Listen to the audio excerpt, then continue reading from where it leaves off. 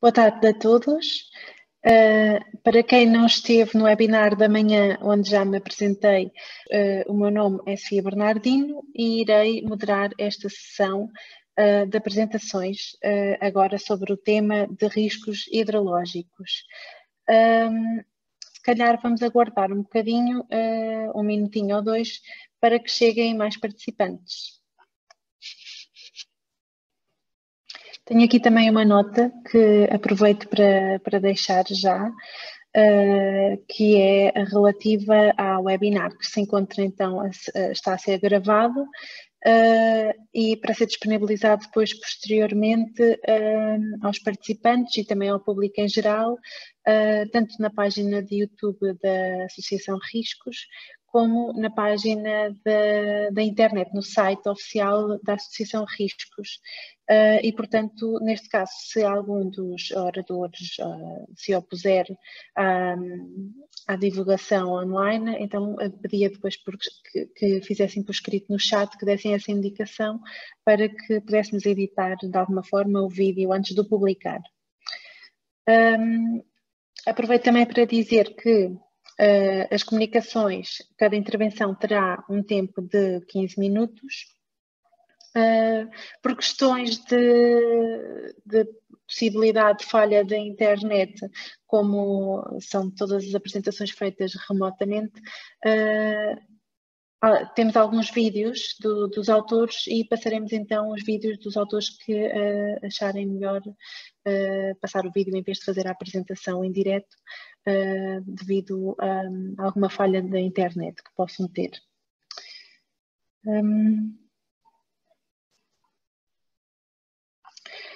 Dizer ainda que os participantes que estejam a assistir a este painel, que queiram fazer alguma questão aos autores sobre as suas comunicações, podem fazer as perguntas por escrito no chat ou no bate-papo da plataforma Zoom. E depois, no final do painel, existirá um momento dedicado ao debate, à colocação de perguntas aos autores, e nesse momento, então, serão selecionadas algumas perguntas e serão dirigidas aos autores para que possam, então, dar-vos as respostas. Em todo o caso não se consiga fazer o debate ou não queiram colocar já alguma pergunta, aproveito para dizer que está disponível na internet, no site da Riscos, relativo ao 5º Congresso Internacional de Riscos, está disponível o livro de resumos. O livro de resumos inclui os contactos dos autores todos que estão presentes neste congresso e assim, se existir alguma dúvida que queiram colocar depois, mais tarde, ou queiram pensar e fazer as perguntas depois, podem então recorrer aos contactos que estão lá disponíveis na internet. Eu posso, inclusivamente, deixar já o link aqui no chat de lado, no chat da plataforma. E assim ficam já a ver onde é que é. Vou colocar agora no chat. Já enviei o link de acesso ao livro de resumos do 5º Congresso Internacional de Riscos. Podem aceder através do link que se encontra neste momento no bate-papo ou o chat da plataforma. Uma vez que já passaram alguns minutos desde que abrimos este webinar, então vamos retomar as apresentações e dar início a este painel, que é o último painel do dia, subordinado ao tema riscos hidrológicos. A nossa primeira oradora do painel é a doutora Maria Luísa Alves, do Departamento de Engenharia Civil e Ambiental da Universidade Federal do Paraíba, no Brasil, que fez uma apresentação intitulada Aplicação do modelo Height Above the Nearest Drainage End para análise de inundação da bacia hidrográfica do rio Cuiá, João Pessoa, Paraíba, Brasil. Pedia então que fosse partilhado o vídeo desta autora. Olá, me chamo Maria Luísa Alves, da Universidade Federal da Paraíba, e irei abordar o seguinte tema: aplicação do modelo Height Above the Nearest Drainage, REND, para análise de inundação na bacia hidrográfica do Rio Cuiá, no município de João Pessoa, Paraíba, Brasil. Inicialmente, nas últimas décadas, o número de pessoas que são afetadas e que têm prejuízos pelas inundações aumentou consideravelmente. Segundo dados da UniSDR de 2019, no ano de 2018, cerca de 60 milhões de pessoas foram atingidas por desastres em geral. E dentre esses 60 milhões, 35,5 milhões foram afetadas por inundações. E isso é devido ao crescimento populacional desenfreado nas grandes cidades, associado à má gestão de recursos hídricos e ao saneamento básico, e também ao densamento em planícies de inundação nas grandes cidades, gerando assim conflitos de interesses entre o homem e a natureza, ocasionando problemas sociais, econômicos e ambientais. E para lidar com esses desastres, a inserção de novas tecnologias, como as aeronaves remotamente pilotadas, que são subsídios para os modelos digitais de elevação, que são dados de entradas importantes para a modelagem de modelos hidrológicos e modelos descritores de terreno, que irão avaliar a inundação em determinado local. E um exemplo de descritor de terreno é o modelo REND, desenvolvido pelo Instituto Nacional de Pesquisa Espacial do Brasil, e que necessita de um único dado de entrada, o MDE, e assim irá gerar a rede de drenagem normalizada, que será a nova referência topográfica e não mais o nível do mar, e estimará a inundação a partir de eventos anteriores. Portanto, este trabalho teve por objetivo aplicar o REND a partir do uso de imagens de alta resolução espacial para o mapeamento de inundação antes e após a dragagem em um determinado trecho da bacia hidrográfica do Rio Cuiá, no município de João Pessoa, estado da Paraíba, Brasil. A área de estudo, como é mostrada no mapa, situa-se no município de João Pessoa, no estado da Paraíba, região nordeste do Brasil. Essa bacia hidrográfica possui uma área de 14,15 km², clima tropical úmido e pluviosidade média anual de 2.000 milímetros. Delimitando a área de estudo da bacia hidrográfica do Rio Cuiá, utilizou-se 2 voos com o drone em uma área de 1,4 km², e que é possível ver nessa imagem.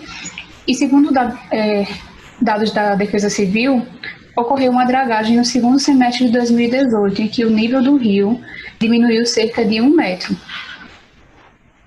E visitas à área no dia 13 de fevereiro de 2019, onde estava acontecendo uma precipitação intensa, mostram na imagem acima um terreno à beira do rio para ser construído. E está a montante da ponte desse local, indicado pelo círculo em amarelo na imagem. E essa imagem abaixo mostra a retroescavadeira desassoreando o rio para assim evitar que inundasse a ponte. Como materiais e métodos, primeiramente houve o processamento do MDT, o modelo digital de terreno, em que foram realizados voos com um drone de modelo DJI Phantom 4 Pro, e foram processadas essas imagens no Agisoft Photoscan. E, por fim, obteve-se uma resolução espacial final de 23 centímetros, considerada muito alta. Em seguida, o processamento do modelo REND, que ocorreu no software TerraView 4.2, em que o dado de entrada foi o MDT, obtido anteriormente, e foi gerado em seguida o LDD, a área acumulada, e foi definido também o limiar de drenagem, importante para a obtenção do REND, que foi gerado, por fim, como um MDT normalizado. E, por fim, a delimitação da área de inundação, que ocorreu a partir de visitas de campo para coleta de pontos, associada a conversas informais com moradores e com a Defesa Civil, e definiu-se assim a altura máxima inundada. Como resultados, temos que ocorreram 2 simulações. A primeira antes da dragagem do rio e a segunda após a dragagem. Como foi dito pela Defesa Civil, que a dragagem fez com que o rio diminuísse cerca de 1 metro, de seu nível. E com isso, como os pontos foram avaliados só após a dragagem, 3 pontos ao total, a distância, a altura relativa entre o nível do rio e os pontos foi de 2 metros, mas como está avaliando uma situação antes da dragagem, que rebaixou cerca de 1 metro, essa primeira simulação foi com altura total de 3 metros, subdivididas em 3 faixas de suscetibilidade à inundação, baixa, média e alta, com intervalo de 1 metro. Com isso, na imagem é possível ver que os 3 pontos indicados em vermelho se encontram na área de baixa suscetibilidade, mostrando que o REND foi eficiente para simular esses pontos como inundados. Fazendo uma visão mais ampliada de cada voo, nesse retângulo em vermelho mostra os 2 pontos que foi obtidos a partir de visita em campo e que mostram que eles estão realmente na faixa de baixa suscetibilidade à inundação. E no retângulo inferior, em azul, não foi coletado ponto, mas o REND indica que essa área foi inundada. E a partir de informações da Defesa Civil, isso é porque essa área se encontra no mesmo nível do rio e por isso o REND indicou como se fosse uma área inundada, o que realmente ocorre na realidade quando há uma elevada precipitação e que a área alaga, pois a água não tem por onde escoar. Nesse segundo voo, ainda da primeira simulação, no retângulo em azul, mostra essa área aqui, ela fica inundada em um certo período do tempo, porque se encontra também no mesmo nível do rio. E por isso os moradores criaram um caminho, abriram um caminho para essa água escoar até o rio. No retângulo em vermelho abaixo, mostra o terceiro ponto coletado, indicando que ele está dentro da faixa em verde, que é de baixa suscetibilidade à inundação. Já na segunda simulação, após a dragagem do rio, foi considerado uma elevação de 2 metros e de subdivididas entre baixa e alta suscetibilidade, também com intervalo de 1 metro. E mostra aqui que os mesmos pontos anteriormente indicados como inundados não estão mais dentro da faixa de inundação, como realmente ocorre na realidade. Segundo informações da Defesa Civil, nenhum morador desses pontos indicou que suas residências foram inundadas após a dragagem. Fazendo uma ampliação deste ponto, mostrando que ele realmente não foi inundado. E também avaliando a área de preservação permanente, que aqui no Brasil a faixa deve ser respeitada para rios com largura inferior a 10 metros, como é o caso deste. Tem que se deixar a cada margem 30 metros, para a esquerda e para a direita.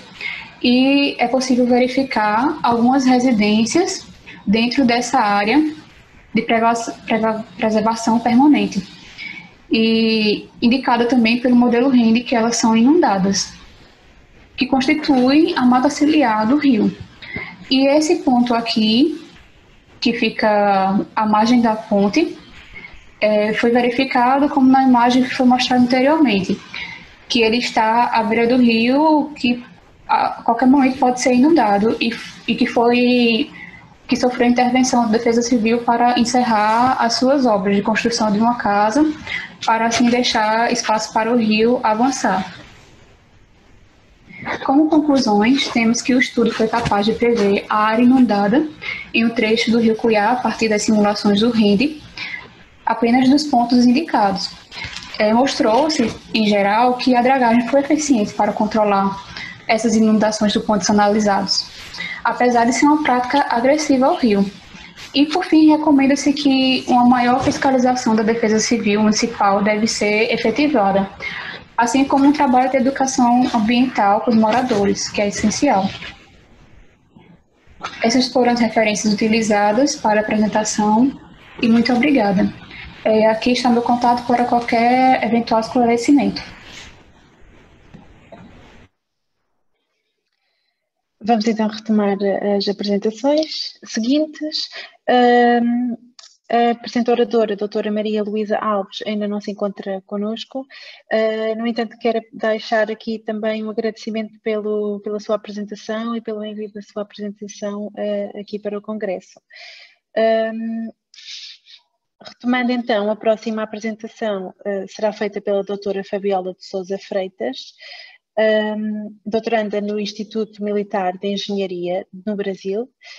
Irá falar sobre critérios para a definição do risco associado a eventos hidrológicos na cidade de Maricá, Brasil, no período de 2010 e 2018.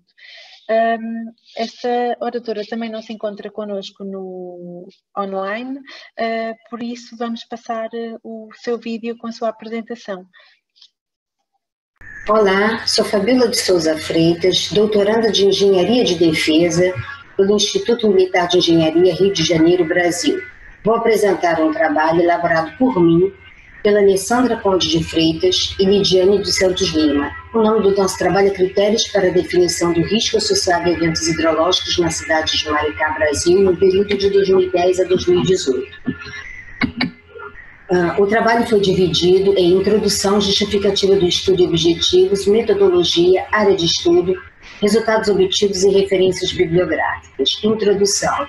Podemos ver nesse slide a evolução de parte dos marcos e das ações de redução de riscos de desastres no Brasil e no mundo. Em verde podemos observar os marcos de RRD, em amarelo a legislação, os destaques em rosa trata-se de congressos, simpósios e grupos de trabalho e plano de conhecimento em desastres, plataforma de conhecimento em desastres. Em azul são pertinentes aos projetos e oficinas, entre elas a Semana de Integração Acadêmica da Universidade Federal do Rio de Janeiro, onde foram trabalhadas, as atividades foram realizadas com os dados hidrológicos e geológicos da cidade de Maricá. É importante também observar nesse slide que na década de 90 ela foi marcada pela redução de desastres naturais. Já a partir da década de 2000, a Estratégia Internacional de Redução de Riscos de Desastres. A justificativa do estudo se deve ao crescimento desordenado e à falta de planejamento que favoreceram a ocorrência de desastres hidrológicos na cidade de Maricá, e com isso houve o aumento da degradação ambiental, tornando áreas suscetíveis, vulneráveis e de risco aos desastres hidrológicos. Ainda como justificativa, tem ações de redução de riscos de desastres alinhados aos marcos abordados anteriormente, a criação da Defesa Civil de Maricá em 2008, as parcerias com as universidades, o UFRJ, o UF, o INE, a Secretaria de Proteção e Defesa Civil e o CPRM. A Lei 2608, de 2012, também é uma justificativa, na qual institui a Política Nacional de Proteção e Defesa Civil, o Marco de Sendai, 2015 a 2030, na qual estipulou 7 metas a serem alcançadas nos próximos 15 anos, dentre as quais se destaca a redução da mortalidade global em desastres, e os eventos danosos ocorridos no município de Maricá em 2010 e 2016, que registraram um grande número de afetados e um grande prejuízo para a cidade. Essas aqui são as fotos da Semana de Integração Acadêmica da UFRJ, onde foram trabalhados os dados de Maricá, dados hidrológicos e geológicos.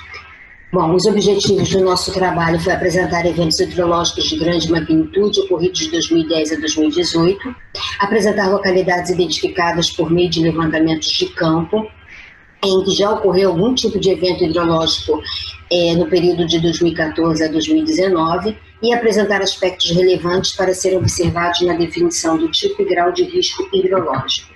A metodologia utilizada foram entrevista e coleta de informações, levantamento de dados, visitas técnicas, organização das informações coletadas, identificação e validação das localidades e elaboração da linha do tempo com os eventos hidrológicos de grande magnitude, ocorridos de 2010 a 2018. Também, ainda como metodologia, nós definimos os elementos considerados relevantes para serem observados e grau de risco hidrológico. Elaboração de critérios para a organização dos elementos que foram desenvolvidos, que foram depois determinados na tabela de acordo com cada grupo. Área de estudo, características da cidade de Maricá. O município está localizado no estado do Rio de Janeiro, Brasil. Ele apresenta uma população que foi estimada para este ano de 164.504 pessoas. Sua densidade demográfica é de 351.055 habitantes por quilômetro quadrado. Na tabela abaixo, podemos observar um aumento significativo da população, onde em 2010 a população já tinha chegado ao patamar de 127.461 pessoas. Maricá, o município, possui 4 distritos. Em amarelo é o distrito centro ou sede. Em roxo é o segundo distrito, o de Ponta Negra. Em verde é o terceiro distrito, Noan. E a oeste, o quarto distrito, Itaipuaçu. Maricá possui 50 bairros também. O sistema lagunar de Maricá é composto por 7 lagoas, que é a Lagoa de Maricá, Lagoa da Barra, Lagoa de Baratiba, Lagoa de Jacaruá, Lagoa do Padre, Lagoa de Guarapia e Lagoa de Jaconé. Apresenta 2 canais de ligação das lagoas com o mar. À esquerda, o canal da Costa, que fica no quarto distrito, Itaipuaçu, e à direita do mapa, o canal de Ponta Negra, que fica no segundo distrito. Possui também uma rede hidrográfica bem extensa, com sua rede de drenagem natural com rios de ordem de primeira e segunda, terceira e quarta ordem. As áreas de suscetibilidade foram apresentadas, realizadas de acordo com a Carta de Suscetibilidade à Inundação do CPRM, e de acordo com esse mapa foram levantadas a porcentagem de área total como baixa suscetibilidade 11%, média suscetibilidade 13% e 12% de alta suscetibilidade. Os resultados obtidos foram 10 profissionais de proteção e defesa civil foram entrevistados de janeiro a março de 2018, no qual observamos o conhecimento prático deles, que eles também possuíam levantamentos formais da área e informações da população, mas desconhecia a diferença entre alagamento e inundação. Fizemos também um levantamento de dados em jornais locais e sites, onde foram observadas que as áreas afetadas eram sempre noticiadas, mas havia também áreas afetadas que não eram noticiadas. Foram feitos levantamentos técnicos de 38 localidades no período de 2014 a 2019. Essas localidades foram avaliadas em áreas inundáveis e de alagamento, e posteriormente essas áreas foram coletadas informações com a população que validaram as manchas e eventos pretéritos. Bom, nesse próximo slide, os bairros que apresentam historicamente, que sofrem mais com desastres hidrológicos, são bairros pertencentes ao primeiro distrito. Posteriormente vem o segundo distrito, bairros do segundo distrito. Esse slide apresenta os 32 locais vistoriados, que ocorreu algum tipo de evento hidrológico, e os distritos, os seus respectivos distritos, bairros e as coordenadas geográficas que foram plotadas no mapa. E as regiões mais afetadas, em primeiro lugar, foi o primeiro distrito, com 13 pontos registrados, em segundo lugar, o segundo distrito, com 8 pontos, o terceiro lugar, o terceiro distrito em verde, que foram 7 pontos, e o quarto distrito a oeste do mapa, em Itaipuaçu, foram registrados 4 pontos. Em relação aos rios, foram detectados 62 cursos d'água, e esses vários percursos hídricos encontravam-se bastante alterados em função de desvios de cursos d'água, poluição e assoreamento. Também foi observado um aumento significativo das construções em áreas irregulares e forte pressão sobre o sistema hídrico, e principalmente também a deficiência de rede de tratamento de esgotos. Os eventos hidrológicos de grande magnitude ocorreram em abril de 2010, onde o município decretou situação de emergência. Em 29 de fevereiro de 2016, o município decretou estado de calamidade pública em virtude de inundação. Houve um transbordamento de 12 rios. Aqui são as fotos do alagamento, e fotos de alagamento e inundação, tanto do quarto distrito, Itaipuaçu, que são as fotos de cima, e as fotos de baixo de alagamento do centro da cidade de Niterói. aqui mais fotos também, que retratam os eventos de grande magnitude. E, como resultado também, a elaboração de critérios para organização de elementos que estão descritos nessa tabela, de acordo com os grupos, foram 6 grupos: características da área, características da ocupação, características do canal, intervenções específicas na área, distribuição das águas e saneamento e outras informações relevantes. Percebam que algumas características que são de determinado grupo, elas podem se apresentar também em outros grupos, conforme as cores especificadas nesse slide. As referências bibliográficas que nortearam todo o nosso estudo e subsidiaram toda a nossa pesquisa. No mais, eu quero agradecer e muito obrigada a todos. Queria então agradecer a apresentação da doutora Fabiola de Sousa Freitas, que nos fez chegar a sua apresentação. Ela não se encontra connosco online, no entanto, nós transmitimos aqui a apresentação do seu trabalho e por isso agradeço o envio. De seguida, o próximo orador também não se encontra connosco neste webinar, no entanto, vamos então também transmitir a sua apresentação. E eu passo a apresentá-lo, o professor Dr. Pablo Maier Soares, do Grupo de Geografia Física e Ambiente do Instituto de Oceanografia e Câmbio Global da Universidade de Las Palmas da Grande Canária, que fez uma apresentação com o título Historical Flood Risk Analysis in Iceland Tourist Enclaves, the Canary Islands, Spain.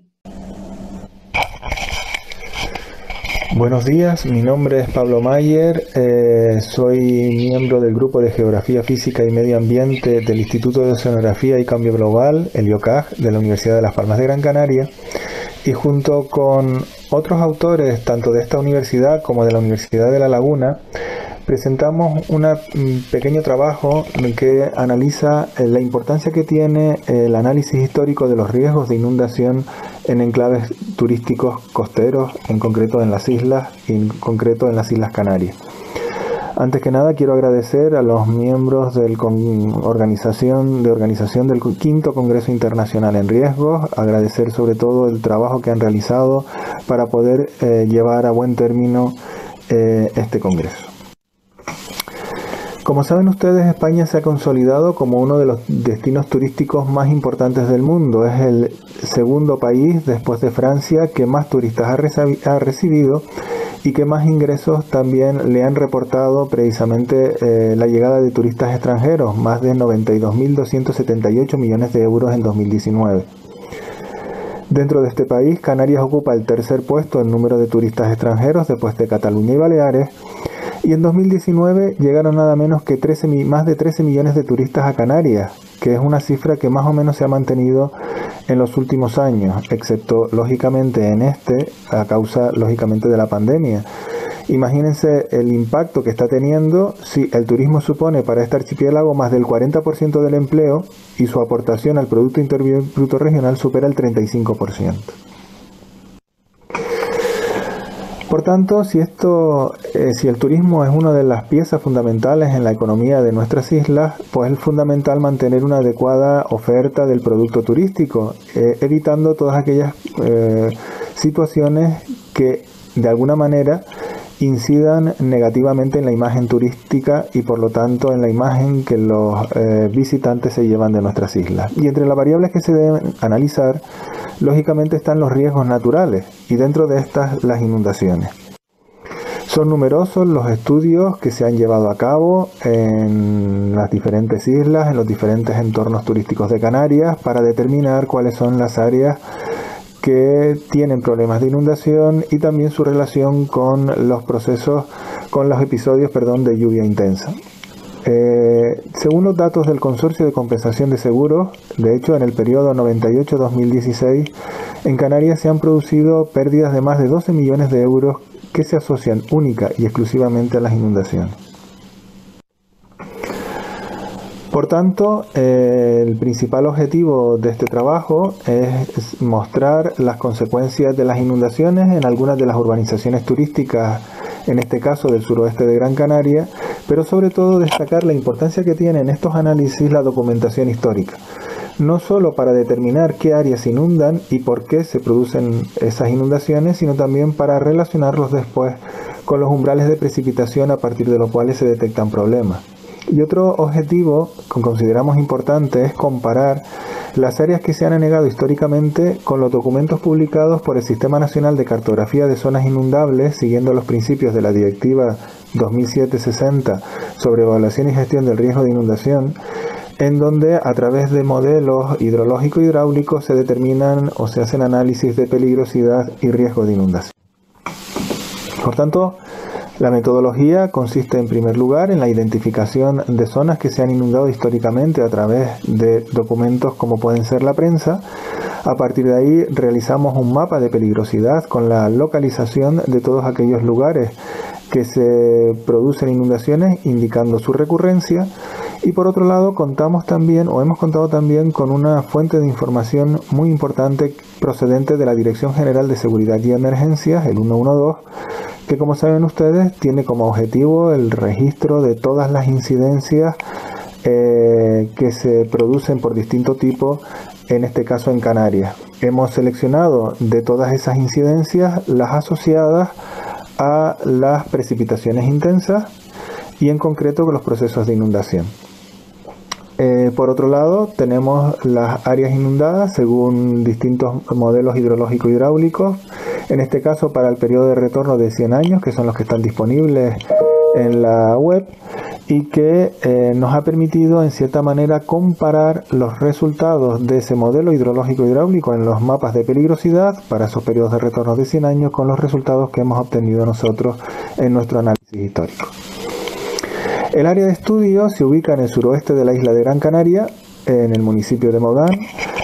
Comprende la urbanización turística de Puerto Rico Amadores, que es la que ven ustedes en este mapa, y que tiene una superficie de 325 hectáreas, con una cota máxima de 175 metros. Algunos de los rasgos del medio físico pues pueden ser su extrema aridez, apenas llueve 101 milímetros al año, repartido en tan solo 18 días de lluvia. Y entre las formas de relieve destacan pues las formas lógicamente cóncavas que se corresponden con los principales barrancos que hay en esta zona, y las formas convexas pues son precisamente los interfluvios que separan los barrancos, que son lomas recortadas con escarpes de desarrollo moderado. Aquí pueden ver precisamente los cauces que atraviesan o que se desarrollan en la zona turística que hemos seleccionado. El principal cauce es este que ven ustedes aquí, que es el de Puerto Rico, con una superficie de 835 hectáreas y 9 kilómetros y medio. Y después otras pequeñas cuencas que apenas llegan ni siquiera a las 100 hectáreas, que se tienen lógicamente un menor desarrollo. Bien, su transformación urbanística se ha desarrollado en distintas fases en las últimas 5 décadas. Comenzó la construcción de este entorno en 1967 con la creación de la Sociedad Puerto Rico Sociedad Anónima, la cual adquiere 2 millones de metros cuadrados de la finca denominado Llanos Baldíos de Cortadores. La urbanización comienza en las zonas más próximas a la playa, se extienden por el barranco hacia las distintas lomas y hacia el interior. En esta imagen podemos ver cómo era precisamente Puerto Rico en 1968 y cómo es en la actualidad, cómo ha sido precisamente sobre todo el desarrollo de esas numerosas urbanizaciones precisamente en las laderas que marcan el principal cauce, que es el barranco de Puerto Rico. Bien, los resultados principales son los siguientes. En primer lugar, en los últimos 20 años la prensa nos informa de 14 casos en los que ha habido inundaciones. La relación de estas inundaciones pues puede ser más o menos extensa según las noticias. Efectivamente, cuanto más nos acercamos al presente, el desarrollo que adquieren las noticias en la prensa pues son mucho mayores. Y las precipitaciones registradas oscilan entre máximos que superan los 100 milímetros, como sucedió por ejemplo en este episodio de diciembre del año 2002, y otros en los que ni siquiera llegan a 20 milímetros. Especialmente a partir de la década del año 2000, observamos como con cantidades relativamente pequeñas de precipitación pues se producen problemas de inundación en estos entornos, motivados principalmente por la impermeabilización del sustrato y por las deficiencias que ahora vamos a mencionar. En primer lugar, los problemas de inundaciones se están producidos fundamentalmente por el desbordamiento del canal del barranco de Maspalomas. Este canal es insuficiente para evacuar las aguas de escorrentía y los materiales que son evacuados por los procesos erosivos y que además está en muy mal estado de conservación. Por otro lado, la acumulación de agua en las calles por escasez o inexistencia de colectores es otro de los motivos de inundación, y la capacidad de la red de aguas pluriresiduales para transportar, junto con las aguas pluviales, todo el agua hasta los lugares de depuración. También se detecta en muchos casos la obstrucción de tuberías y sumideros, sobre todo por el arrastre de los materiales desde las laderas hacia las vías de comunicación, o la falta de capacidad que tienen las estaciones de impulsión de aguas residuales por el incremento del caudal proveniente de las precipitaciones o por cortes en el suministro eléctrico. También se detectan problemas importantes en aquellas viviendas, en aquellas edificaciones que están situadas bajo rasante de las calles, que se ven afectadas lógicamente por las inundaciones procedentes del agua de las vías. Si nosotros observamos el mapa obtenido mediante fuentes históricas, observamos que realmente es un complemento importante para el mapa deducido fundamentalmente de la Cartografía Nacional de Zonas de Inundación. En este sentido, no solo podemos detectar cuáles son las zonas que se inundan y las vías de comunicación que han tenido problemas según los incidentes del 112, en tanto que en ellas se han producido inundaciones y ha habido que llamar al servicio de bomberos o a protección civil en todas estas áreas que encima están no precisamente en el fondo del valle, sino en laderas de pendiente acusada, muestran evidentemente la incapacidad de las redes de evacuación de aguas pluviales y en general de los invernales para evacuar el agua pluvial. Por tanto, digamos que los datos del 112 nos han permitido identificar muy claramente cuáles son esas zonas de inundación. Por otro lado, podemos comparar qué diferencias hay entre el análisis histórico con respecto al análisis único y exclusivamente hidrológico e hidráulico, y que por lo tanto consideramos necesario en estos trabajos que se deben aportar también las fuentes de documentación históricas para hacer un mapa real de riesgo de inundación, que sería el siguiente paso en este sentido a realizar. Pues muchas gracias por su atención y espero que la próxima vez podamos vernos presencialmente. Muchas gracias. Obrigado agora ao professor Dr. Pablo Soares, que nos fez esta excelente apresentação. Seguimos então para a próxima comunicação da doutora Leonilde Fernando Matolombe, da Faculdade de Ciências e Tecnologia da Universidade Nova de Lisboa, que nos fará uma apresentação sobre a participação das comunidades vulneráveis na gestão do risco de inundações no Baixo Limpopo, Moçambique. Vamos então transmitir a sua apresentação. Muito obrigado a todos cá presentes, desde a cumprimentar. Vamos começar com a nossa apresentação, cujo tema é a participação das comunidades na gestão de riscos de inundações no Baixo Limpopo e Moçambique. Moçambique é considerado o 14º país vulneráveis na ocorrência de desastres naturais a nível de África, e um dos desastres que mais tem assolado Moçambique são as cheias e as epidemias. Portanto, Moçambique é bastante vulnerável em termos de ocorrência de desastres naturais. Portanto, e todos ciclones, secas, epidemias têm assolado Moçambique, mas com maior intensidade são as epidemias e as cheias. E neste trabalho nós iremos falar das cheias. Portanto, em algum momento poderei falar de cheias e inundações, pois em Moçambique usamos os dois termos, e são estes que nós podemos abordar. Portanto, o objetivo da nossa pesquisa é avaliar a importância das comunidades vulneráveis no processo de gestão de risco de inundações no Baixo Limpopo, Moçambique. Portanto, em termos de eventos, como já havíamos referenciado, passa a repetição, é que as cheias e as epidemias são o que mais têm afetado Moçambique.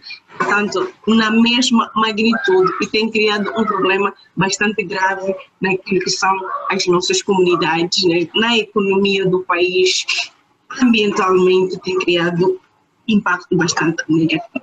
Portanto, e esse problema, devido às mudanças climáticas, ela tende a aumentar, não só pela frequência, mas também em termos de magnitude. Tem sido cada vez mais frequente, tem sido cada vez mais forte, e este é um problema bastante grave que carece de soluções urgentes. Portanto, a nossa área de pesquisa, nós escolhemos a província de Gaza, que está a 200 quilômetros da cidade de Maputo.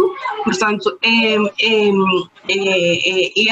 é banhado pelo Foz do Rio Limpopo. Portanto, são estas comunidades aqui, em que este é o Rio Limpopo, e aqui nós temos as nossas comunidades que vivem nesta margem, em que esta aqui é o Rio Limpopo. Todas essas comunidades vivem mesmo à margem do Rio Limpopo, e que elas são vulneráveis naquilo que é quando acontecem as inundações, e tem sido bastante grave e catastrófico. Portanto, o nosso objetivo que nos levou a escolher esta área, que é uma área bastante vulnerável, bastante propenso à ocorrência de inundações devido à existência do Rio Limpopo. Portanto, em termos de impacto, a cada vez que acontecem inundações em Moçambique, ela tem tido impactos bastante negativos, com impactos bastante fortes em termos ambientais, perdas de vidas humanas,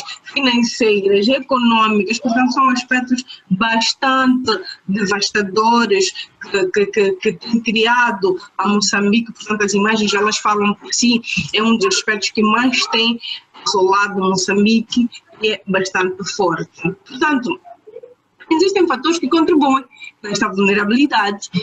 Portanto, a nossa localização geográfica, Moçambique é banhado, é atravessado por rios internacionais. É um exemplo do rio o qual nós escolhemos para o nosso estudo, o Rio Limpopo. Ele é partilhado com os outros países, África do Sul, Zimbábue, e a cada vez que ocorrem inundações nestas regiões, automaticamente Moçambique é afetado. Portanto, outro fator é que as nossas infraestruturas, elas não estão preparadas para a resistência na ocorrência de inundações. E as nossas comunidades, quase 80% das nossas comunidades, elas vivem na base da agricultura.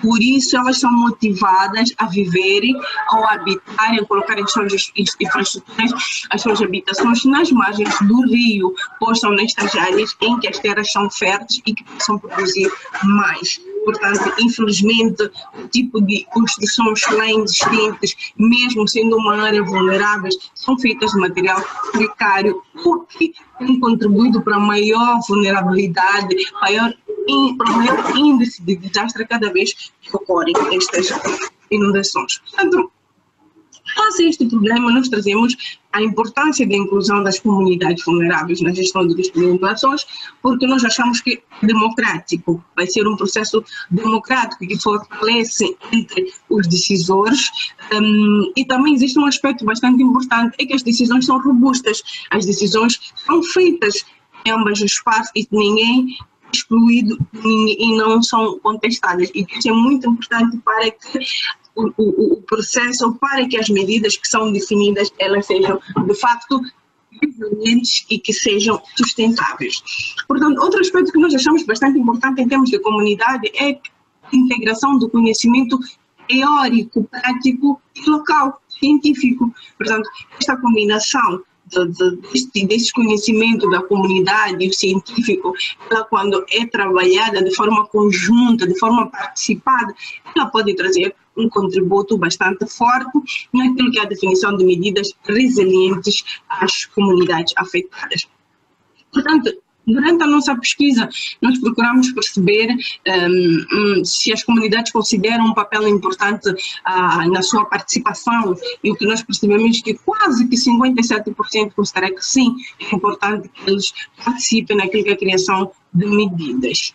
Portanto, outro aspecto é que, para além das entrevistas que foram feitas através de questionários, nós fizemos uma espécie de debate, que nós queríamos um testemunho daquilo que são as nossas comunidades, fazem essa questão das inundações, e o que nós ouvimos é que as comunidades deram um testemunho bastante claro, que acham importante participar das reuniões, porque são estas que sofrem quando existem cheias, perdem suas machambas, perdem o seu gado, portanto, acham bastante importante participar das reuniões. Isso trata-se de um testemunho que nós colhemos das nossas comunidades. Isso mostra, portanto, que as comunidades estão engajadas naquilo que estão cientes daquilo que é a importância da sua participação na criação de medidas resilientes e sustentáveis aos desastres naturais. Portanto, em termos de propostas, nós propomos que as comunidades devem ser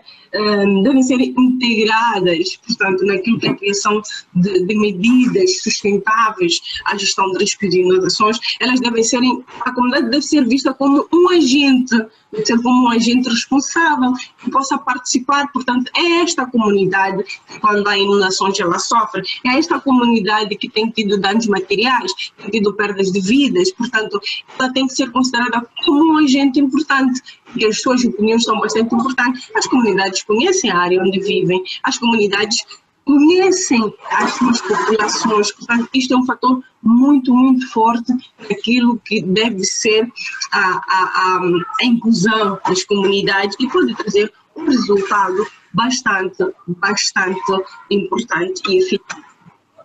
Portanto, num dos testemunhos, para fecharmos a nossa apresentação, nós falamos com as comunidades e eles deixaram uma palavra em que diz o seguinte: ensinamos a população a agir em caso de cheias, como andar com um pau que é fácil para localizar as covas quando não se pode ver o caminho que está cheio de água.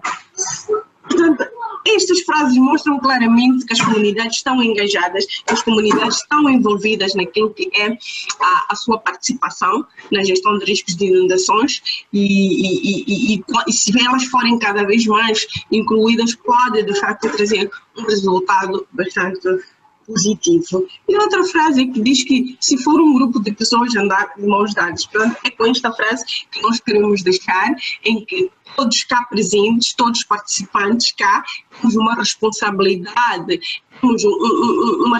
de criar mecanismos participativos naquilo que é a criação de medidas resilientes face à gestão de riscos de inundações. Portanto, é uma responsabilidade de todos nós, os académicos, os governos. É muito importante que nós possamos participar intensamente naquilo que é a gestão de riscos de inundações. E muito obrigada pela vossa especial atenção e terminamos por aqui.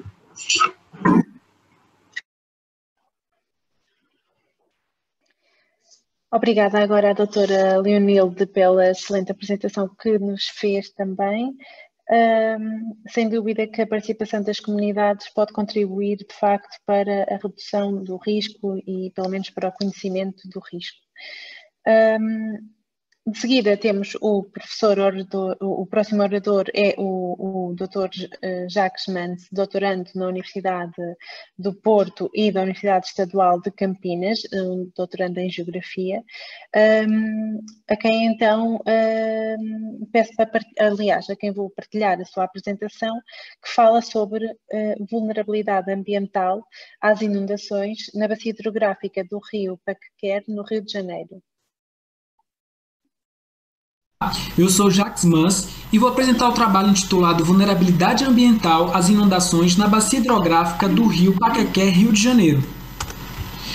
Inicialmente, gostaria de destacar 3 pontos quanto ao conceito de vulnerabilidade. O primeiro é seu caráter polissêmico, onde diversas ciências têm se debruçado nesse conceito, e aqui nós faremos um recorte dentro da ciência geográfica. O segundo, ao questionar quem é vulnerável, faz-nos pensar o caráter multidimensional da vulnerabilidade, onde lugares vulneráveis tornam pessoas mais vulneráveis. E o terceiro, o grande desafio da operacionalização deste conceito, que por isso propomos aqui uma metodologia que objetiva a construção de um indicador sintético de vulnerabilidade ambiental. Corroboramos com Lourenço e Betânia de Almeida, no qual a vulnerabilidade é uma componente do risco, que explica o porquê os desastres acontecem.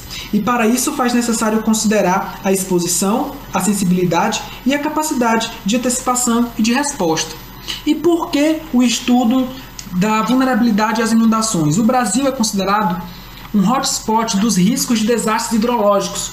Só no estado do Rio de Janeiro, de 91 a 2012, foram registradas cerca de 251 enxurradas severas, 190 inundações e 56 alagamentos.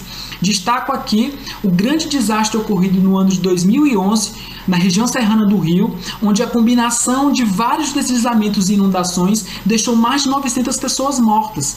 Assim, o estudo da vulnerabilidade, principalmente na perspectiva de sua gestão, é essencial para a redução dos riscos. Dito isto, o objetivo deste trabalho é criar um indicador sintético de vulnerabilidade ambiental, as inundações, a partir da integração dos indicadores de vulnerabilidade social e de suscetibilidade às inundações.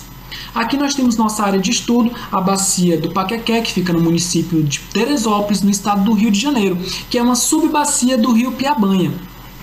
De acordo com as características naturais desta bacia, geomorfologia, geologia, solos, clima, percebe-se que essa região apresenta uma série de fenômenos atmosféricos responsáveis pela alta precipitação que, combinada aos vales encaixados, potencializa o transbordamento dos rios. Trago aqui novamente uma foto do desastre ocorrido no ano de 2011. A vulnerabilidade, o índice sintético de vulnerabilidade ambiental foi criada a partir dos indicadores de vulnerabilidade social, que tem duas dimensões, a pessoas e infraestrutura, mais o indicador de suscetibilidade às inundações, que também possui duas dimensões, as características morfológicas e o tipo de uso e ocupação. Essa proposta metodológica, que vem sendo desenvolvida há 5 anos pelo grupo de pesquisa liderado pelo professor Raul Reis Amorim, é dividida em algumas etapas. A primeira, a seleção nas tabelas de dados por setor censitário das variáveis propostas, o cálculo da proporção de cada variável por setor, normalizando os dados entre 0 e 1. Cada variável distribui-se em 3 classes conforme sua divisão por quantis, sendo baixa 1, média 2 e alta 3. O indicador de cada dimensão foi calculado para formar uma matriz. Cada elemento da matriz é formado pela soma do componente por setor censitário.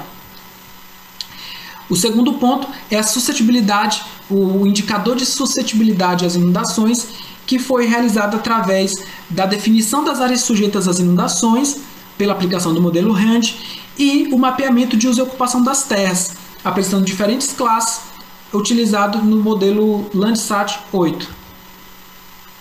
Aqui nós temos o setor censitário que foi utilizado como exemplo para explicar a metodologia. A dimensão dos aspectos populacionais se divide em 2 subdimensões, estrutura familiar e renda e educação. A subdimensão estrutura familiar, por sua vez, se subdivide em 2 componentes, a estrutura etária e o gênero e tamanho dos domicílios.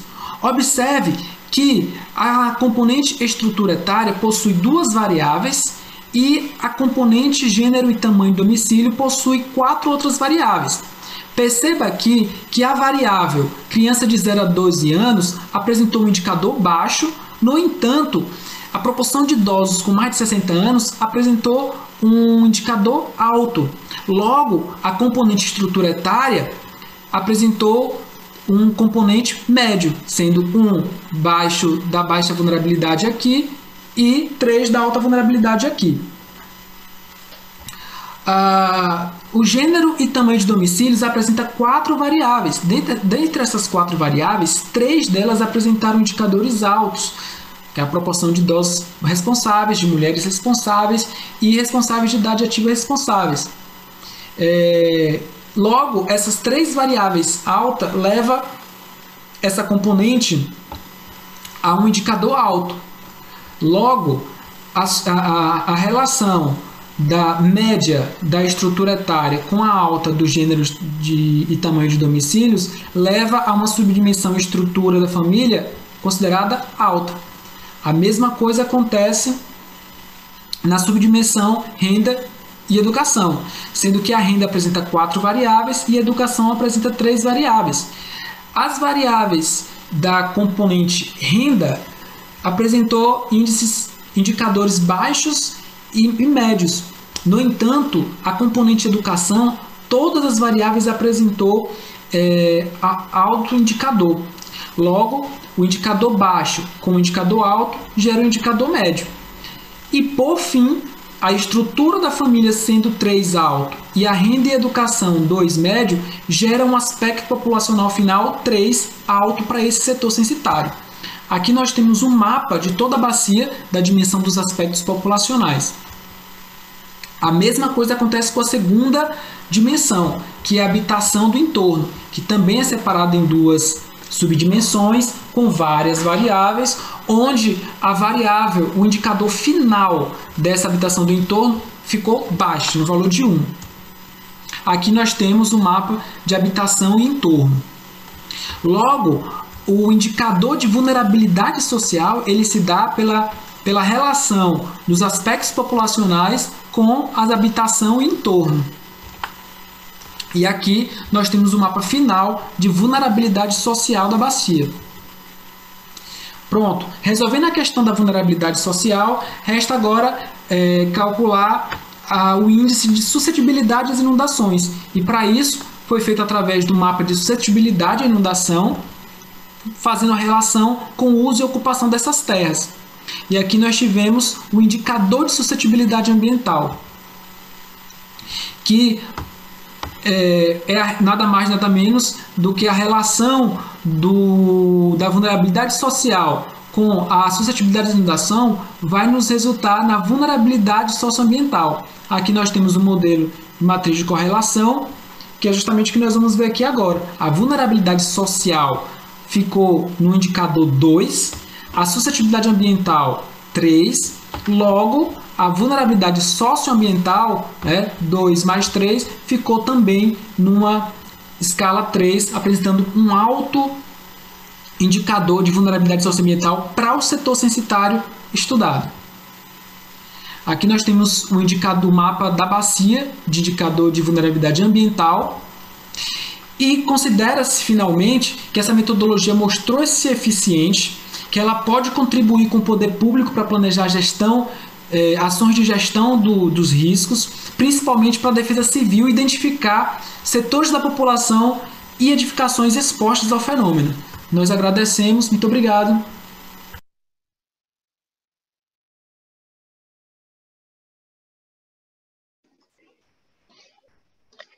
Obrigada então ao Dr. Jacques Mendes pela sua apresentação. Para finalizarmos a série de comunicações deste painel, temos connosco a doutora Cláudia Ariane Gomes da Fonseca, do Centro de Filosofia e Ciências Humanas da Universidade Federal de Santa Catarina, que tem uma apresentação com o título As intervenções do poder público municipal relacionadas à gestão de riscos de desastres hidrológicos na bacia hidrográfica do Itacurubi, Florianópolis, Brasil. Vamos então passar a sua apresentação. Boa tarde. Eu vou apresentar o trabalho intitulado As intervenções do poder público municipal relacionadas à gestão de riscos de desastres hidrológicos na bacia hidrográfica do Itacurubi, Florianópolis, Brasil. Eu sou a Cláudia Ariane Gomes da Fonseca, sou mestranda do curso de Desastres Naturais da Universidade Federal de Santa Catarina e desenvolvi esse trabalho juntamente com o Dr. Masato Kobayama, professor do Instituto de Pesquisas Hidráulicas da Universidade Federal do Rio Grande do Sul. Devido às oportunidades de trabalho, qualidade de vida local e belezas naturais, o município de Florianópolis, que é a capital do estado de Santa Catarina, vem sendo procurado pelas populações tanto brasileiras quanto estrangeiras. Consequentemente, vem se intensificando a urbanização e aumentando a ocorrência de desastres hidrológicos. A bacia do Itacorubi, que localiza-se nesse município, é uma das regiões que sofre historicamente com tais desastres. Os objetivos do nosso trabalho foram realizar o levantamento dos desastres hidrológicos nessa bacia, analisar a evolução destes no período entre os anos de 1980 e 2019 e realizar o levantamento das ações planejadas pelo Poder Público Municipal. A área de estudo ela possui uma área de drenagem de 26,58 km². Ela está localizada aqui, como podemos ver no mapa, na região central da ilha de Santa Catarina, que é o município de Florianópolis. Esta região é uma das regiões que mais cresce e mais recebe investimentos, tanto públicos quanto privados. Nesta região estão sediadas importantes instituições municipais, estaduais e federais. Destaca-se também que nesta região estão situadas duas importantes universidades, a Universidade Federal de Santa Catarina e a Universidade Estadual de Santa Catarina. A expansão urbana nesta região, que se intensificou após a década de 60, com a instalação da Universidade Federal, ocupou inadequadamente as áreas de preservação ambiental em costas íngremes, planícies de inundação de drenagem. Essa região é uma das regiões mais problemáticas da cidade quanto aos alagamentos e inundações. Possui ocupações nas áreas mais suscetíveis, em cotas não superiores a 5 metros e dentro da zona de influência do manguezal de Itacorubi. Eu trago aqui duas imagens para ilustrar esses problemas. Essa imagem, de janeiro de 2018, tem um registro de uma inundação que atingiu a garagem de um condomínio. Essa imagem ao lado, de janeiro de 2019, é possível perceber o alagamento de uma importante via localizada na região da bacia do Itacorubi. A evolução do uso da terra na região da Grande Florianópolis, ela está expressa nessas duas imagens. Essa imagem de 1985, a gente pode perceber, essa aqui é a região da nossa área de estudo. Esse verde mais escuro é o manguezal de Itacorubi. A imagem ao lado, que é uma imagem de 2009, podemos perceber o manguezal e o avanço expressivo das áreas urbanizadas, destacando aqui que as áreas urbanizadas elas foram tomando conta das áreas de preservação nas encostas de morro. Os procedimentos metodológicos adotados. A caracterização referente aos desastres, ela foi desenvolvida em duas etapas. A primeira etapa envolveu o período de 1980 a 2010 e foi desenvolvida através de uma pesquisa bibliográfica no trabalho de Silva, 2010. E o período de 2011 a 2019 foi feita uma pesquisa documental nos relatórios da Defesa Civil Municipal. A caracterização física e de uso e ocupação do solo foi obtida através de pesquisa documental e bibliográfica. Através de pesquisa documental, no site da Câmara Municipal de Vereadores, foi feito o levantamento das ações dos municípios expressas nos decretos, leis complementares e planos relativas à área da bacia. Como resultados, obtivemos o seguinte: na pesquisa bibliográfica, a análise do período de 1980 a 2010 foi possível observar um grande número de ocorrências de inundações seguidas por deslizamento. O período compreendido entre os anos de 2011 a 2019 que foram obtidos através de pesquisa na Defesa Civil Municipal, é possível perceber um aumento significativo dos registros de deslizamentos. Neste gráfico é possível perceber que na década de 2010 os deslizamentos eles aparecem aqui em destaque. Esta imagem ela representa os pontos de desastre nos dois períodos estudados. O período de 1980 a 2010 em vermelho e o período de 2011 a 2019 em amarelo. Como foi falado anteriormente, o período de 2011 a 2019 é um aumento dos deslizamentos. Então a gente pode perceber um acúmulo de pontos amarelos muito próximos aqui às encostas dos morros, que nessa imagem aqui é mais claro de se perceber. Esse é um mapa da declividade na área da bacia, onde a gente percebe os pontos de desastre, principalmente localizados na região montanhosa e na região fortemente ondulada.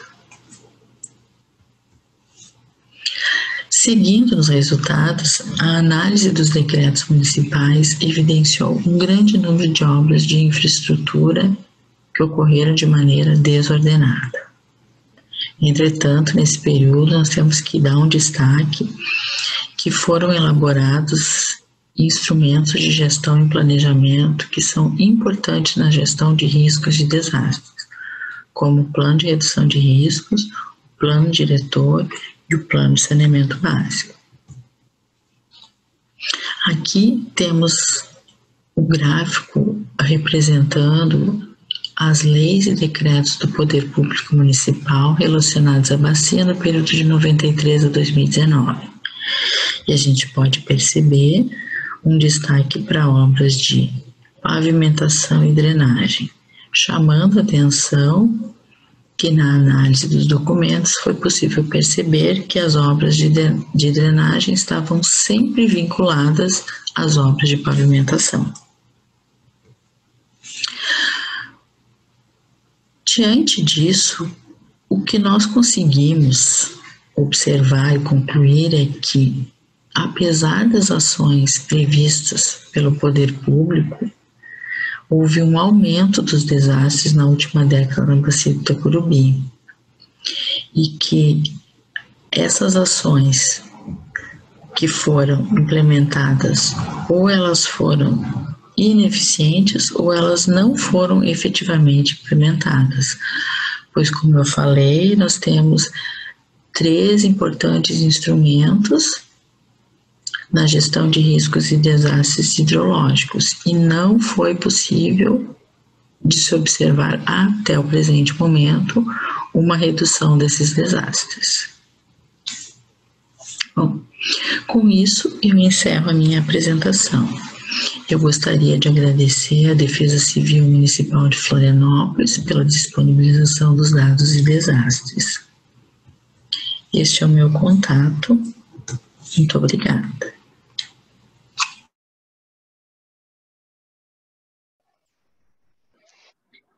Então, muito obrigada à doutora Cláudia Ariana pela sua apresentação.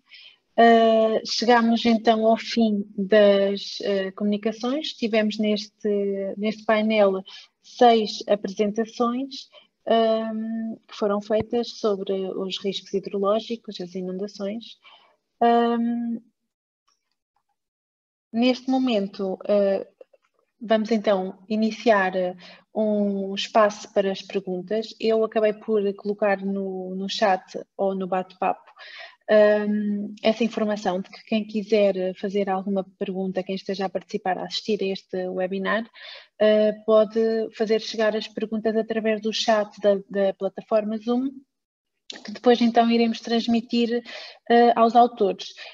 Temos connosco 2 palestrantes, do conjunto dos autores deste painel. Temos connosco 2 palestrantes, que são então o Dr. Jacques Mange, que nos fez uma apresentação sobre a vulnerabilidade ambiental às inundações na bacia hidrográfica do rio Paquequer, no Rio de Janeiro, e a doutora Cláudia Ariana da Fonseca acabou agora mesmo de fazer a sua apresentação e que nos então elucidou sobre as intervenções do Poder Público Municipal relacionadas à gestão dos riscos de desastres hidrológicos na bacia hidrográfica do Itacurubi, Florianópolis, no Brasil.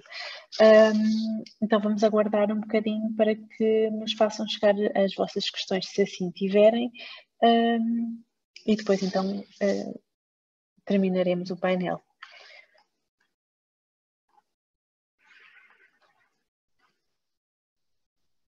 Eu pedi aos autores, se não se importassem, se quisessem agora ligar as câmaras, aos palestrantes.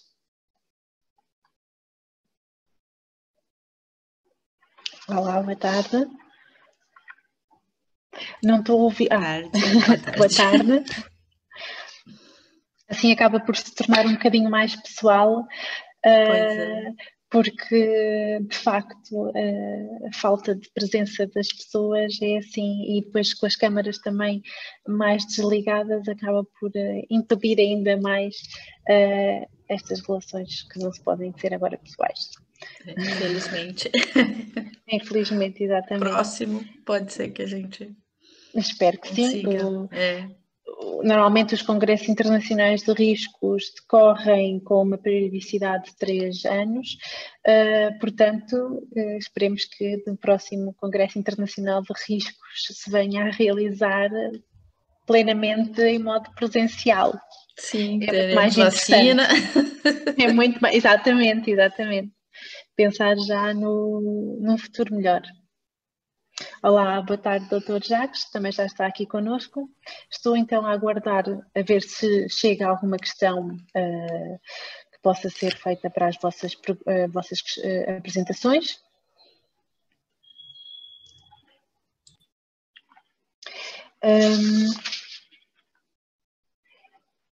Enquanto aguardamos, acabo também por passar uma mensagem sobre o programa do Congresso de hoje,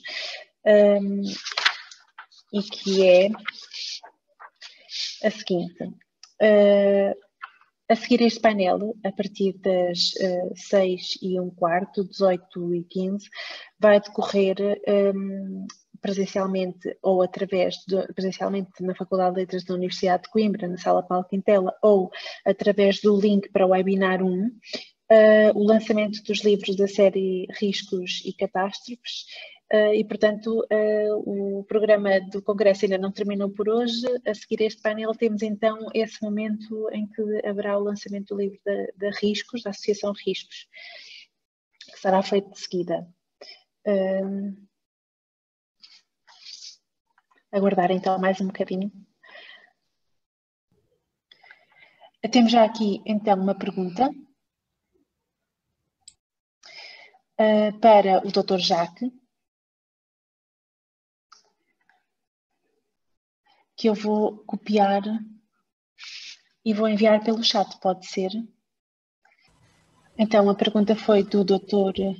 Nuno Miguel de Araújo Moreira, que pergunta ao Dr.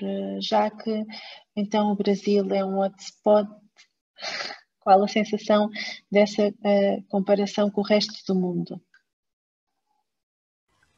Pode ir preparando.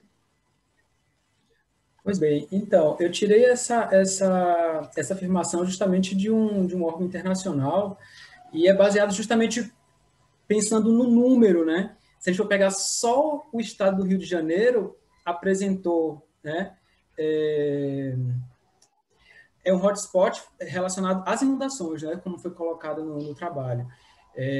A gente adapta, né, esse termo hotspot voltado para as inundações, principalmente pelo número, é um número muito absurdo, né? Se a gente fosse considerar só o estado do Rio de Janeiro, eu já apresentei, né, num período de 10 anos, um número de centenas de registros, e se a gente fosse passar, né, relacionar isso ao Brasil inteiro, nós temos centenas de casos, né, anuais. Então, por conta disso, esse peso, né, de ser um lugar no mundo que as inundações acontecem, né, as inundações, alagamentos, etc., de forma muito expressiva. Ok, já temos então a resposta e o agradecimento. Obrigado, Bruno. Desculpa. Vamos aguardar então mais um bocadinho a ver se chega mais alguma questão. Ainda estamos dentro do tempo e como os vídeos tiveram um tempo um bocadinho inferior àquilo que era a nossa previsão para as apresentações, nomeadamente 15 minutos para cada apresentação, acabámos por beneficiar agora neste momento de debate, que então, havendo questões, é mais fácil, temos algum tempo em que podem ser debatidas.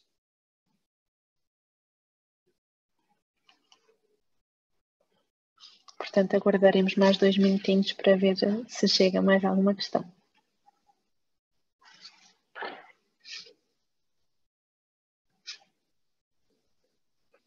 Pronto, não está a chegar mais nada. Se calhar então eu daria por encerrado este painel, agradecendo mais uma vez as vossas excelentes apresentações, os vossos projetos.